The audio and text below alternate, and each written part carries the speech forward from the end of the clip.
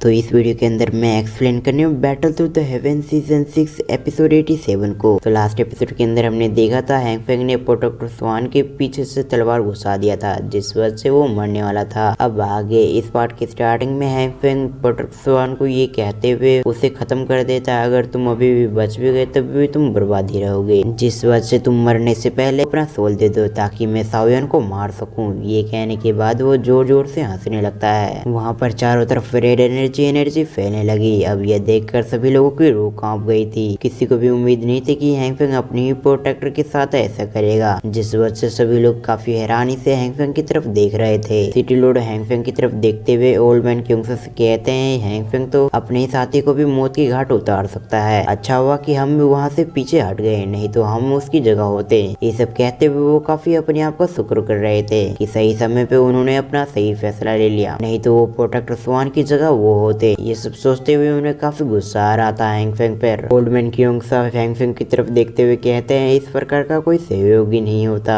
इससे बने तो कोई दुश्मन हो जो कि सामने से आके मारता है, इसकी तरह पीठ पीछे तो नहीं मारता। ये सब सोचते हुए उन्हें काफी गुस्सा आ रहा था। इन सभी से बातों से अनजान हैंग फेंग लगातार उसकी एनर्जी को अपनी अंदर ऑब्जर्व करने की कोशिश कर रहा होता है। वो हंसते हुए कहता है, अब मैं देखता हूँ सावियन मेरा सामना कैसे कर पाता है। हैंग फेंग के चारों तरफ काफी सारे सोलो घूम रही थी। अब यह देखकर हैंग फेंग को काफी अच्छा लगता है। हैंग फेंग और ऊपर आते हुए उन सभी सोलो को कहता है, मेरी बॉडी के अंदर आ जाओ। ये कहते हुए वो धीरे धीरे करके और भी ऊपर जाने लगता है। हम देखते हैं वो सभी सोल धीरे धीरे करके हैंग फेंग के बॉडी से मर्ज होने लग गई थी, जिस वजह से हैंग फेंग काफी पागलों की तरह हंस रहा था। उस पूरी वैली में हैंग फेंग की हंसी गूंज रही थी। अब वहाँ पर इतनी एनर्जी होती है जिस वजह से सभी को वहाँ से डिसेपियर होके वहाँ से हटना पड़ता है, क्योंकि वो समझ चुके थे अगर यहाँ पर वो लोग रहे तो वो जरूर मारे जाएंगे, जिस वजह से हम देखते हैं वो सभी डिसेपियर होकर पीछे हट जाते हैं। दूसरी तरफ हैंग फेंग तो अभी भी लगातार हंसी रहा था। उसे अपनी नई पावर के आने की खुशी हो रही थी, जिस वजह से वो हंस हंस के अपने खुशी को बयान कर रहा था। पूरा आसमान रेड एनर्जी से फैल चुकी थी। हम बिजली को भी चमकते हुए देखते हैं। फिर हमारा सीन शिफ्ट होकर सावियन पे आ गया। वो कहता है, अब परेशानी अब स्टार्ट होने वाली है, जिस वजह से हमें इसके लिए तैयार रहना चाहिए। मुझे ऐसा लग रहा है कि हैंग फेंग ने डाओजोंग पे 5वां स्टार तक अपनी ताकत बढ़ा लिया है, जिस वजह से मुझे ऐसा लगता है हमें इससे सामना करने में मुश्किलों का सामना करना पड़ेगा। यहाँ पर ऐसा कोई भी नहीं जो कि उसका सामना कर सके।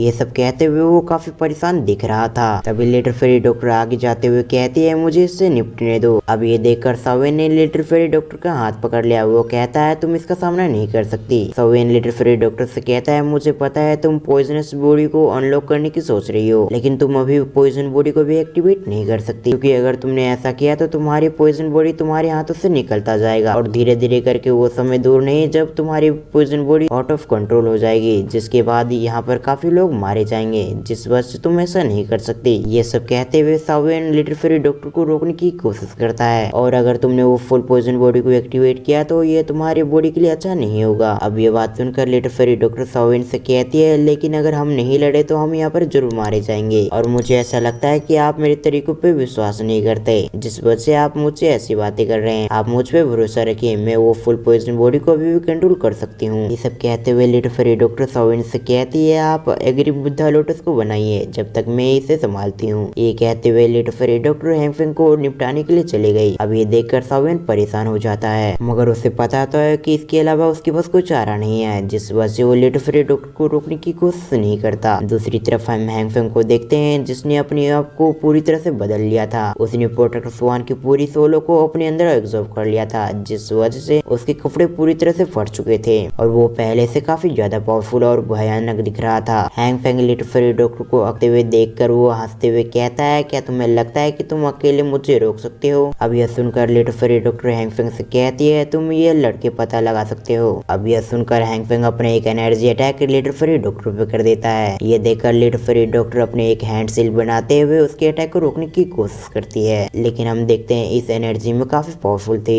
जिस वजह से लिटिल फेरी डॉक्टर काफी दूर धकेली गई। लिटिल फेरी डॉक्टर किसी तरह अपने आप को बैलेंस करके अपने आप को और पीछे जाने से रोकती है। दूसरी तरफ हैंग फेंग वहाँ पर सोलो से बने हुए एक सोर्ड को ऑपरेट कर लेता है और उससे लिटिल फेरी डॉक्टर पे हमला कर देता है। ये देखकर लिटिल फेरी डॉक्टर अपने पॉइजन से बनी हुई दुकी से उन सोर्ड को रोकने की कोशिश करती है। हम देखते हैं वहाँ पर काफी सारे पॉइजन से बने हुए रस्सी आ चुकी थी, जो कि उस सोर्ड को रोकने की कोशिश करती है। लिटिल फेरी डॉक्टर किसी तरह उस सोर्ड को अपने पास आने से रोक देती देती है। अब ये देखकर हैंगफेंग थोड़ा सा गुस्से में आ चुका था, वो अपनी ताकत को और भी बढ़ा देता है, जिस वजह से लिटिल फेरी डॉक्टर वहाँ पर बेहोश होने लगती है। लिटिल फेरी डॉक्टर को वहाँ पर चक्कर आने लग गए थे। लिटिल फेरी डॉक्टर अपने सर पकड़ते हुए एक बार सावेन की तरफ देखती है, जो कि अभी एंग्री बुद्धा लोटस बना रहा था। हैंगफेंग का स्वॉर्ड लिटिल फेरी डॉक्टर की तरफ बढ़ रहा था। अब दूसरी तरफ सावेन का भी जब तक नजर लिटिल फेरी डॉक्टर पे पड़ जाता है। अब ये देखकर सावेन पूरी तरह से घबरा चुका था।